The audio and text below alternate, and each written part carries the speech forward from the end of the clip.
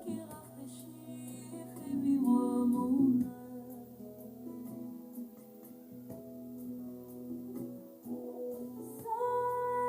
Sagesse infinie.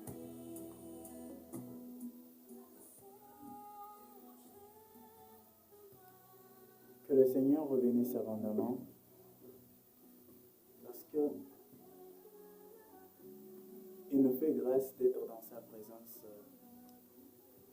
C'est d'après ce matin, nous sommes là, nous vivons, nous respirons grâce à ce Seigneur. Dans son amour, c'est pourquoi nous sommes en vie. C'est pourquoi nous disons que l'honneur, la gloire et la grâce soient à lui et à lui seul.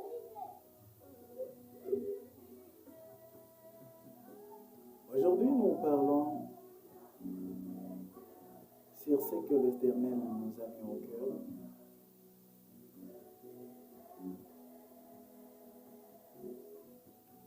L'échec avant Jésus ne sera jamais appelé échec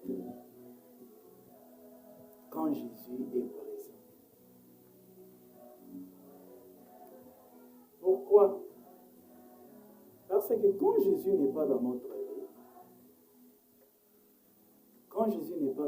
vie, nous sommes exposés à la merci de Dieu. Nous allons lire, nous sommes aujourd'hui en Luc, chapitre 5. Nous commençons les premiers versets jusqu'au 5e. Nous lisons au nom de Jésus.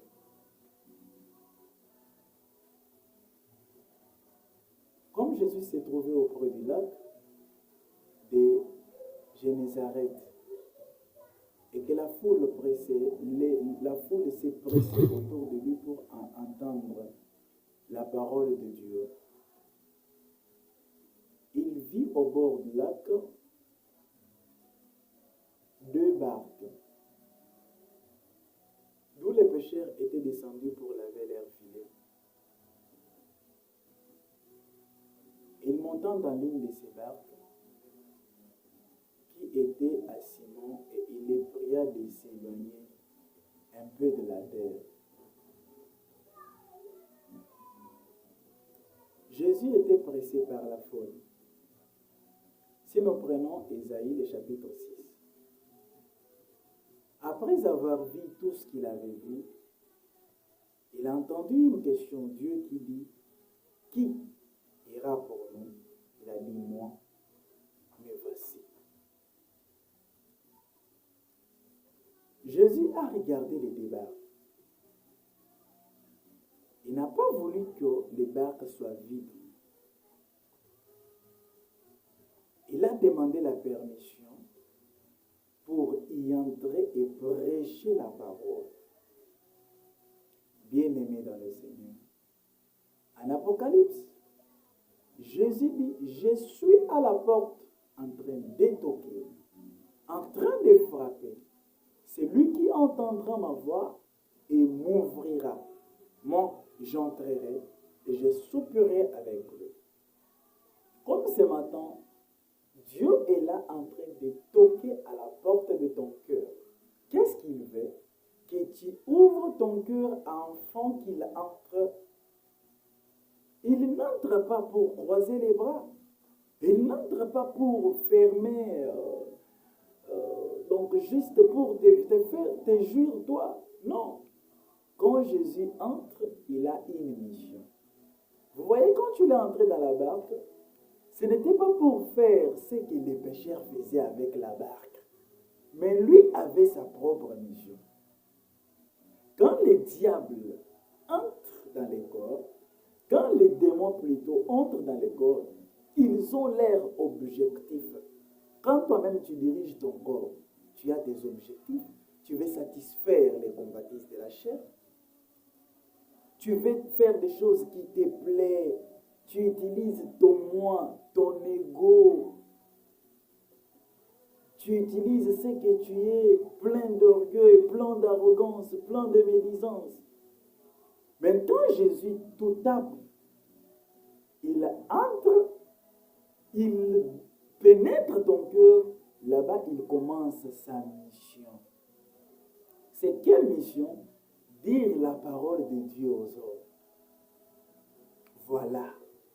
Quand tu l'es entré, il n'a pas directement commencé à dire la parole, mais il a demandé à Simon, s'il te plaît, éloigne-moi de la terre.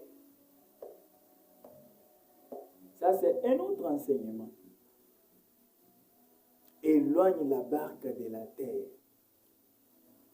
Quand Jésus pénètre dans toi, Jésus devient la meilleure des choses, la chose prioritaire, la personne qu'on doit aimer de plus.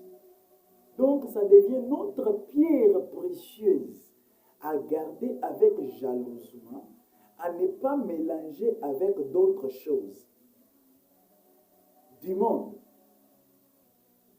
Et quand on les reçoit, quand il entre, nous devons nous débarrasser de tout ce qui peut l'étouffer, de tout ce qui peut l'empêcher de faire sa mission au travers de nous, qui ne sommes qu'une barque, qui ne sommes que des instruments inutiles qu'il utilise. Sur la terre, il y a la colère, il y a l'impudicité, il y a la médisance, il y a des choses semblables au monde. C'est pourquoi Jésus a dit, éloigne-moi de la terre. Tu es la barque. Quand Jésus entre dans toi, apprends à t'éloigner de la terre. Parce que Jésus ne se servira pas de toi pendant que tu es encore tout près de la terre ou pendant que tu fais les histoires de la terre. Il t'a indexé, il t'a appelé. Mais pendant que tu gardes en toi, vous voyez, nous n'arrivons même pas une fois à vaincre les diables. Pourquoi? Parce que nous gardons ces histoires en nous. Voilà, Jésus a dit, les princes de ce monde viennent, mais il n'a rien en moi. Si Jésus avait quelque chose du diable, il n'allait pas emporter la victoire sur la croix. Bien-aimés dans le Seigneur, apprenons à nous éloigner de la terre. Crois au Seigneur Jésus, tu seras sauvé. Et quand tu entres dans ta vie, apprends à t'éloigner de la terre. Et par après, il a commencé à parler. Il a commencé à dire. Donc, prenons maintenant le verset 5 qui dit. Nous prenons le verset 4. Lorsqu'il lui cessait de parler, il dit à Simon, avance en pleine eau. Il dit à Simon, avance en pleine eau. Et jetez vos filets pour pêcher. Avance en pleine eau. Quand Jésus entre, il a des directives, il a des endroits où il nous envoie. Pierre a eu de l'échec. La nuit, lui qui était un pêcheur spécialiste, il ne s'attendait pas à cela, mais il y a eu des échecs. Mais ici, Jésus lui dit, avance en pleine eau. Écoutez la réponse. Simon lui répondit, Maître, nous avons travaillé toute la nuit sans rien prendre. Nous avons travaillé toute la nuit sans rien prendre. La suite du verset dit, mais par ta parole. Des fois, tu fais tout, mais tu n'arrives pas parce que tu ne veux pas faire selon sa parole. J'ai suivi un chanteur que j'aime beaucoup. Dans sa chanson, il est dit, Soto lingiosa la makambo minene na nzambe, va à l'endroit, oui, où il t'envoie. Dieu a des endroits où il nous envoie.